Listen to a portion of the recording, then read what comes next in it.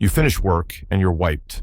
Not just tired, hollow, like your personality got wrung out and left somewhere between back-to-back meetings and unread emails.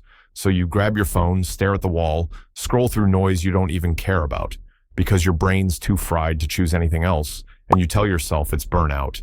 That work's just been a lot lately. But the truth is quieter and heavier. It's not the workload. It's the role.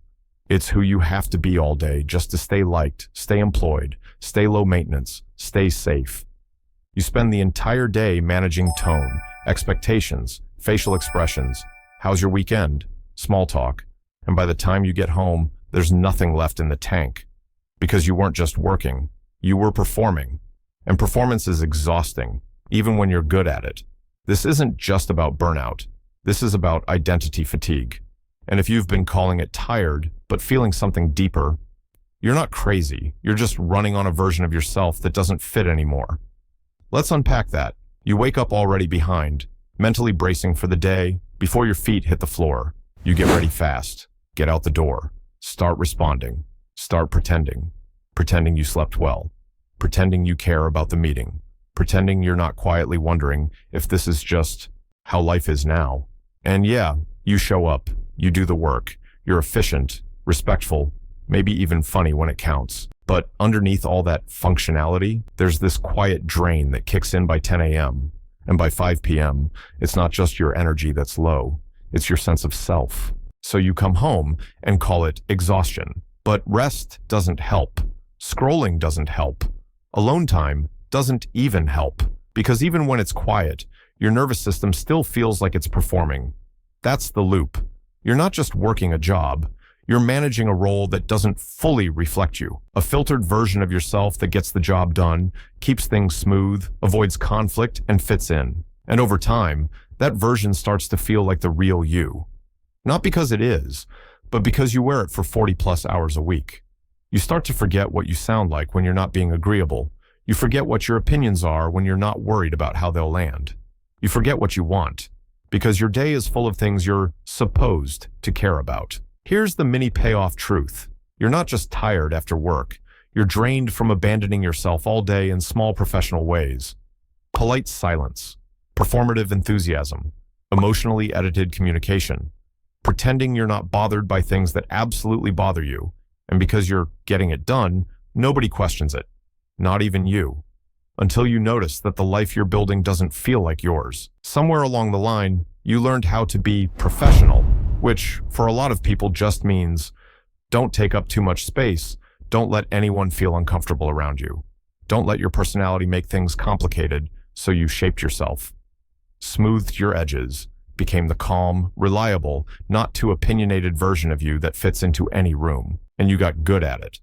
So good, in fact, that people started rewarding you for it. You're a team player, a safe pair of hands, low maintenance, adaptable, easy to work with. But here's what no one talks about.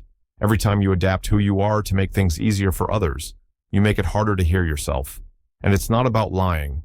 You're not fake. You're just curated. Curated to keep the peace, to stay liked, to avoid tension, to keep your job, your image, your routine intact, even if it costs your clarity, because showing up as your full self feels risky. You might be too intense, too opinionated, too much. So you start giving people the safe version. Not because you want to, but because you have to, right? That's the trap.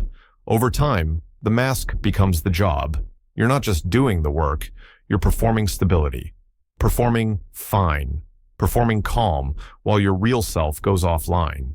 And when it's done, when the meetings end and the laptop closes, you're left with a body that feels like it's been in character for 9 hours straight, because it has. You're not drained because of what you did, you're drained because of what you suppress just to get through it. That's not just fatigue, that's emotional compression.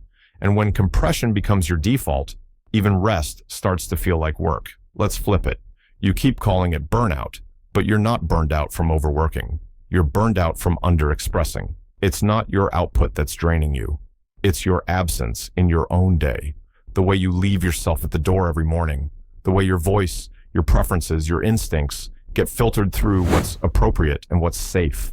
You're not exhausted from doing too much. You're exhausted from doing everything as someone you're not. And here's the hard truth.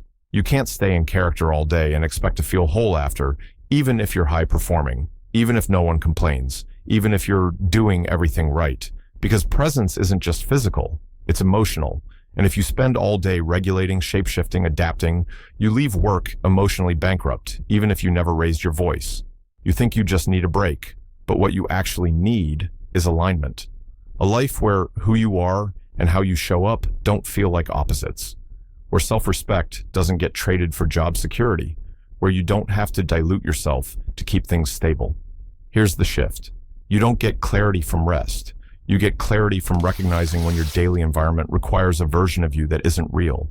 And if the version of you that clocks in every day feels like a character, that's not professionalism. That's performance.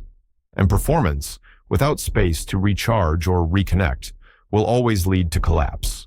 So no, you're not weak. You're just misaligned. And the longer you pretend the version of you that survives the workday is you, the more you forget what being fully alive even feels like. Let's talk about what this really costs, not in some distant someday way, but right now, in real time. Because when you spend 40+ hours a week performing a role, you don't just get tired, you start to detach. You get quieter in your relationships. You stop reaching out. You stop dreaming big, because even your small life feels too much to manage. You start mistaking survival for stability, functioning for fulfillment. You become so good at numbing out the real you during the workday that when it's finally time to be yourself, you don't know how. And here's the brutal part. If your job only ever gets the masked version of you, eventually the real you stops showing up anywhere. Not in your friendships, not in your creativity, not even when you're alone. Because self-abandonment is contagious. Once it starts in one area of your life, it spreads until everything starts to feel muted, manageable, and empty. You keep thinking the problem is energy, but the real problem is disconnection. And if nothing changes, you'll keep chasing weekends, vacations, temporary breaks, but never actually feel restored because the mask always comes with you. It's not a work thing, it's a self thing. And it doesn't stop until you name it, until you stop calling it just how adult life feels, and start realizing you've built a whole routine around suppressing the clearest parts of yourself, and the longer you wait, the more normalized it becomes. You forget how much of you has gone missing, until it's hard to imagine showing up any other way. That's the consequence, not burnout, not breakdown, just a slow, quiet disappearance. The kind that looks functional from the outside, but feels like erasure on the inside. Let's bring it back. Not to your job, not to your schedule, to you. The version of you who isn't burned out from working too hard, but from working too far from yourself. Because the truth is, you're not lazy. You're not fragile. You're just running on a version of your life that asks you to leave your real self outside the door. But you don't have to keep doing that. You don't have to keep trading authenticity for security. You don't have to keep shrinking your needs just to keep the peace. You don't have to keep pretending that your exhaustion is normal just because everyone around you is exhausted too. There's a version of you that doesn't have to act fine all day, who doesn't wait for the weekend to feel like themselves, who doesn't need to decompress every night just to feel human again. And that version, they're not louder, they're not reckless, they're just honest about what fits and what doesn't. You don't need to flip your whole life overnight. You just need to stop gaslighting yourself out of noticing what's off. Start small. Speak up once. Set a limit you'd usually let slide.